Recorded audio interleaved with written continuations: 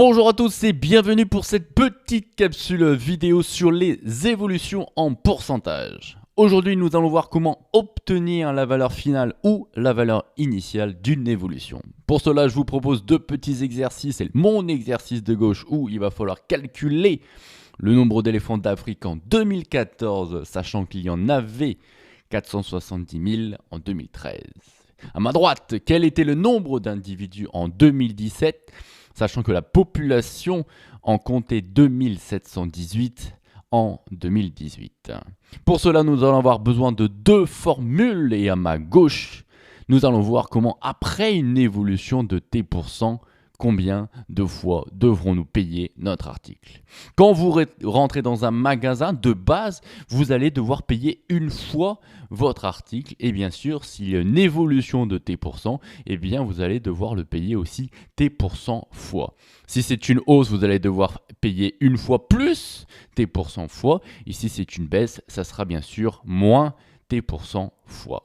Qu'est-ce que ça donne en termes de formule? Eh bien c'est simple, nous allons utiliser ce qu'on appelle des coefficients multiplicateurs puisque c'est une fois et T% fois et donc mon coef va être égal à 1 puisque une fois plus ou moins, suivant que si c'est une hausse ou une baisse, T%, c'est-à-dire T divisé par 100. Voilà ce qui se passe concernant notre formule du coefficient multiplicateur. Regardons tout de suite comment obtenir la valeur finale ou la valeur initiale. Pour cela, je dis très souvent à mes élèves qu'un beau schéma vaut mieux qu'un long discours. Et donc, nous allons partir de notre valeur initiale et après une multiplication par notre coefficient multiplicateur, nous allons obtenir la valeur finale. Alors, si vous comprenez bien que par la flèche rouge, il faut le faire fois coef, eh bien, il paraît assez évident que pour revenir à la valeur initiale, il va falloir cette fois-ci faire une division par coef. À partir de ces deux flèches, je vous propose d'en déduire deux formules. La flèche rouge qui me permet de calculer VF. VF est donc égal à VI fois coef. Formule de gauche. VF égale VI fois coef parce que je multiplie par mon coef. En revanche, si je prends la flèche verte qui me permet d'obtenir VI, j'ai VI qui est égal à VF divisé par coef. À partir de là, nous avons trois formules. Nous allons pouvoir les utiliser pour répondre tranquillement à ces deux exercices. L'étape numéro 1 consistera à calculer le coefficient multiplicateur associé à cette évolution et l'étape numéro 2 au calcul de la valeur finale ou la valeur initiale. Commençons par l'exemple de gauche. Nous avons ici une hausse de 1,5% par an. Je recopie ma formule tranquillement. Coef est égal à 1. C'est une hausse, donc plus 1,5 sur 100. Je fais un petit peu de calcul mental, 1,5 sur 100 divisé par 100, ça veut dire décaler la virgule de 2 crans vers la gauche, et donc j'obtiens 0,015. Si j'ajoute le 1, j'obtiens que le coef multiplicateur est égal à 1,015. Voilà, mon calcul du coefficient associé à cette hausse de 1,5% par an est calculé. Nous pouvons passer à l'exemple de droite où il s'agissait ici d'une diminution de 10%. Et donc si j'applique ma formule, le coef est égal à 1, cette fois-ci moins 10 sur 100. 10 sur 100, ça veut dire 10 centimes, ça veut dire 0,10. Et si j'ai 1 euro moins 10 centimes, j'ai bien 90 centimes, c'est-à-dire 0,90 pour mon coef. Je n'oublie pas bien sûr d'encadrer mes résultats en rouge puisque cette valeur du coef va m'être très utile pour l'étape numéro 2.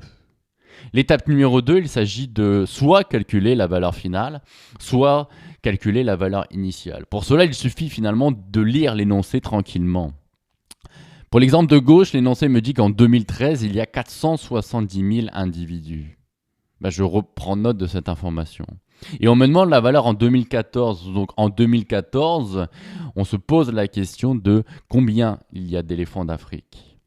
À partir de là, il y a un concept très simple concernant les évolutions.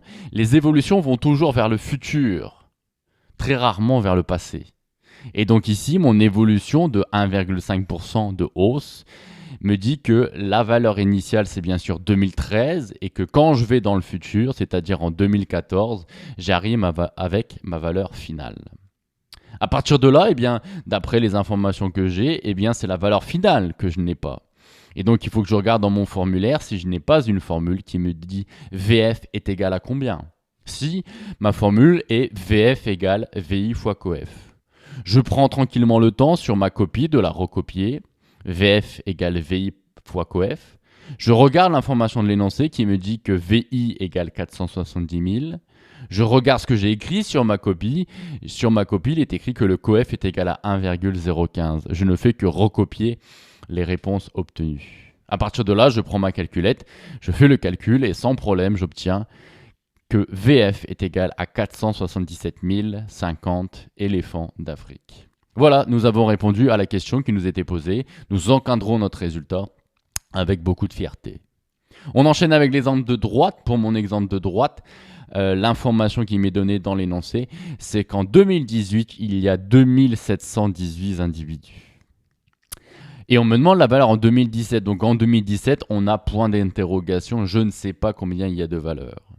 Je rappelle le concept de base qui me dit qu'une évolution va toujours du passé vers le futur. Donc, si je regarde ici les années, eh bien 2017, c'est ma valeur initiale et 2018, c'est ma valeur finale. À partir de là, c'est la valeur initiale dont je n'ai pas la valeur. Et donc, je regarde dans mon formulaire s'il n'y a pas une formule qui me donne VI égale. Si, il y a la formule qui me dit que VI est égal à VF divisé par coef. Sans aucun problème, je recopie ma formule pour être sûr de moi.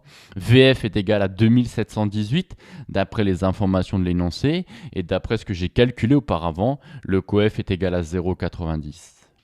Je prends ma calculatrice et sans problème, elle me donne que 2718 divisé par 0,90 est égal à 3020 individus en 2017.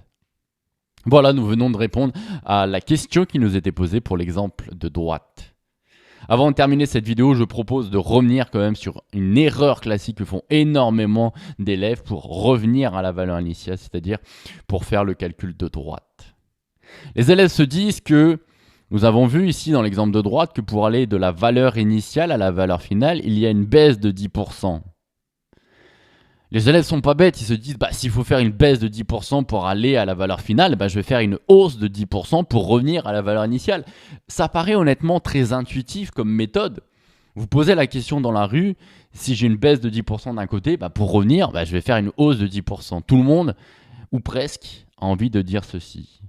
Mais si je reviens au niveau des calculs, les élèves vont m'écrire que VI est égal à la valeur finale, comme on l'a dit, plus 10% de la valeur finale. VF, pour obtenir la valeur initiale, je prends la valeur finale et j'ajoute 10% de la valeur finale. Ça reviendrait à la valeur initiale. D'après ce que nous avons vu au-dessus, l'énoncé me disait que la valeur finale était 2718. Je remplace. 10% bien sûr de ce montant, c'est bien sûr 271,8.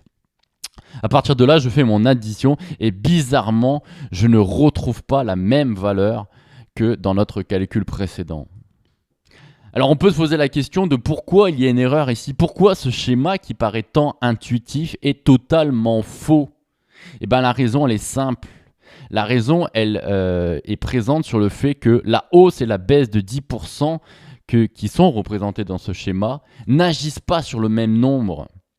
La flèche rouge, c'est une baisse de 10% sur la valeur initiale.